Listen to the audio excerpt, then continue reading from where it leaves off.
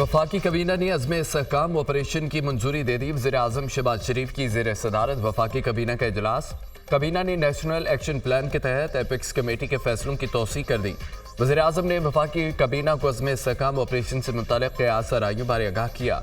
अज़्म इस्तेहकाम operation में आवाम को किसी किस्म की परेशानी का सामना नहीं करना पड़ेगा, ना ही लोगों के घरों में कार्रवाई की जाएगी। ऑपरेशन अज़्म इस्तेहकाम माजी के ऑपरेशन की तरह नहीं है, सिर्फ इंटेलिजेंस बेस्ड शरपसंद अनासर के खिलाफ कार्रवाई की जाएगी। अज़्म इस्तेहकाम के नतीजे में बड़े पैमाने पर नकल मकानी की ज़रूरत नहीं होगी। वज़ीर आज़म शहबाज शरीफ।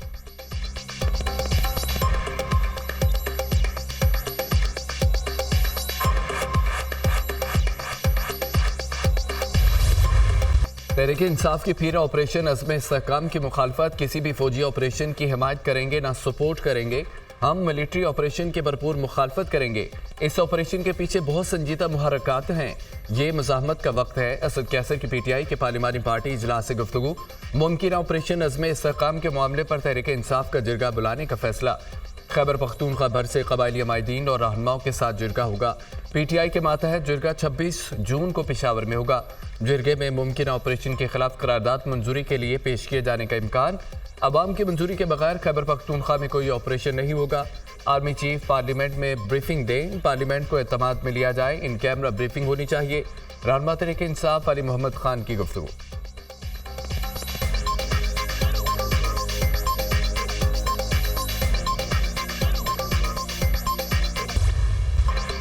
ऑपरेशन अज़्म इस्तेहकाम का सियासी मकसद नहीं, दहशत गर्दी का मुकम्मल खात्मा है। ऑपरेशन अज़्म इस्तेहकाम नेशनल एक्शन प्लान का तसलसल है।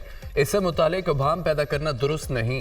ऑपरेशन अज़्म इस्तेहकाम पर पार्लियामेंट में बहस की जाएगी। सवालात और तशवीश का खातिर ख्वाह जवाब दिया जाएगा। PTI और JUI समेत अपोजिशन और इत्तेहादियों के तहफ़्फ़ुज़ात दूर करेंगे। कोशिश है ऑपरेशन अज़्म इस्तेहकाम पर कौमी इत्तफ़ाक़ राय पैदा करें। वज़ीर आला खैबर पख्तूनख्वा अली अमीन गंडापुर ने एपिक्स कमेटी में किसी किस्म का इख्तलाफ नहीं किया। वज़ीर दिफा ख्वाजा आसिफ की प्रेस कॉन्फ्रेंस। ऑपरेशन खास तौर पर खैबर पख्तूनख्वा और बलोचिस्तान में होगा। दहशत गर्दी को कंट्रोल न किया तो दूसरे सूबों तक फैल जाएगी। तालिबान को पाकिस्तान में पनाहगाहें मुयस्सर हैं। 5-6 हज़ार दहशत गर्दों को यहाँ बसाया गया। दहशत गर्दों की वापसी तबाही लेकर आई। अदलिया को भी कौमी सलामती के मामले पर सपोर्ट करना होगा।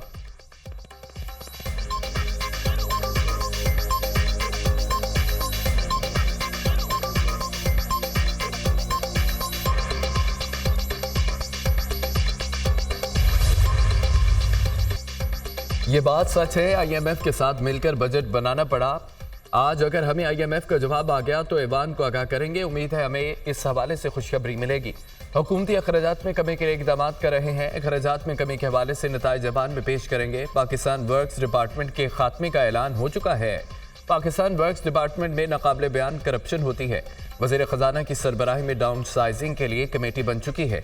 पंजाब ने अपने वसाइल से जनूबी पंजाब में मनसूबे मुकम्मल किए। जनूबी पंजाब में वज़ीर आला रोज़गार स्कीम के तहत 10% इजाफा किया गया। जनूबी पंजाब की आबादी के मुकाबले में बजट ज़्यादा मुख्तस किया गया। हमारी हुकूमत ने जनूबी पंजाब में बाकी पंजाब से 10% ज़्यादा लैपटॉप दिए। जनूबी पंजाब में वफाकी हुकूमत के मनसूबे पंजाब ने बनाए। वज़ीर आज़म शहबाज शरीफ का कौमी असम्बली इजलास से खिताब।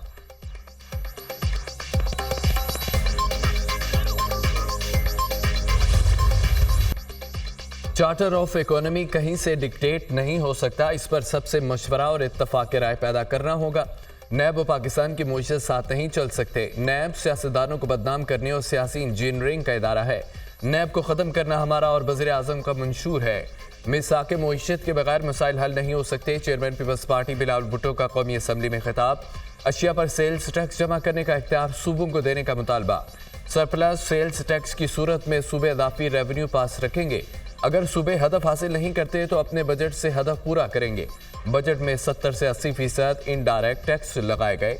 अपोजिशन की तजावीज़ बजट में शामिल करना सियासी और मुआशी जीत होगी। 18 वजारतें ख़त्म करने पर कोई पेशरफ्त नहीं हुई। वज़ीर आज़म कदम बढ़ाएं, बड़े फैसले लें। पीपल्स पार्टी साथ है। विफाक तैयार हो तो चारों सूबे मिलकर ग्रीन एनर्जी पर काम कर सकते हैं। बिलावल भुट्टो का मशवरा।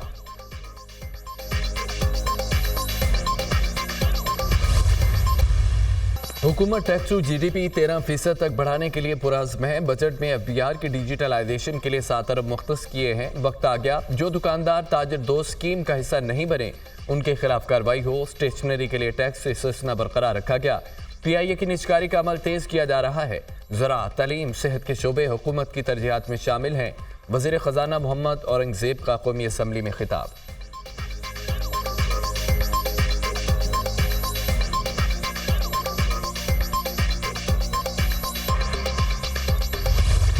PTI को सुन्नी इत्तेहाद में शामिल नहीं होना चाहिए था। अपनी पार्टी में रहते पहले दिन से तशवीशी तहरीक इंसाफ क्यों सामने नहीं आ रही? सुप्रीम कोर्ट में सुन्नी इत्तेहाद कौंसिल की मखसूस नशिस्तों से मुतालिक फुल कोर्ट समाअत में चीफ जस्टिस के रिमार्क्स।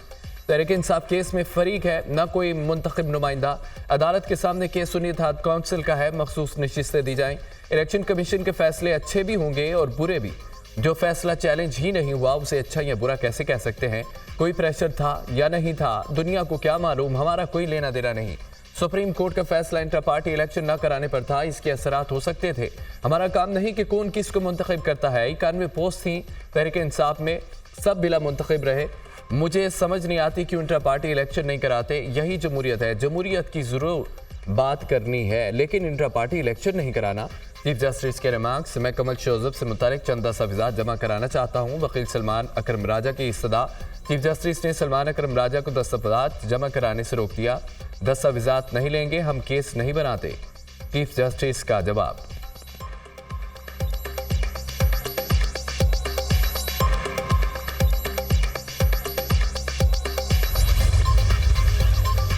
हमने तारीख से कुछ नहीं सीखा। माजी के इंतखाबात में नून लीग पीपल्स पार्टी कहीं ना कहीं मुतासरा रही लेकिन सुप्रीम कोर्ट मदद के लिए सामने नहीं आई। जैसा 2018 में हुआ अब भी वैसा हो रहा है। जो आज हो रहा है शायद कल फिर इस अदालत को इस पर पछतावे का इजहार करना पड़ेगा।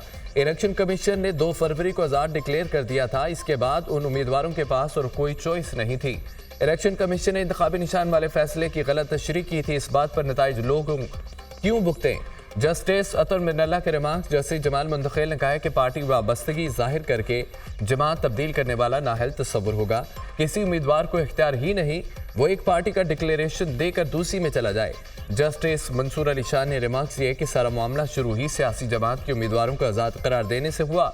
जस्टिस आयशा मलिक ने कहा है कि मुतनासिब नुमाइंदगी के उसूल से हटकर नशिस्तें नहीं दी जा सकती। जस्टिस मुनीब अख्तर ने सवाल किया, इलेक्शन कमीशन ने कैसे अखज़ किया उम्मीदवार तहरीक इंसाफ के नहीं बल्कि आज़ाद हैं? क्या PTI की कोई मखसूस नशिस्तों की फहरिस्त जमा हुई थी?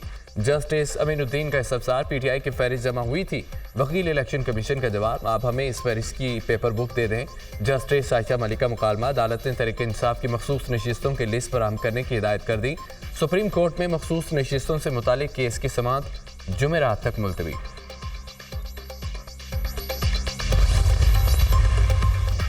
हुकूमत की पूरी कोशिश होगी बानी PTI को जितनी देर जेल में रखा जा सकता है रखा जाए।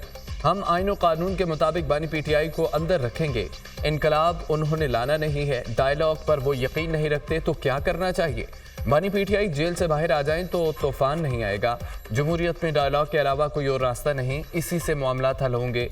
रहनुमा मुस्लिम नून राना सनाउल्लाह की निजी TV से गुफ्तगू।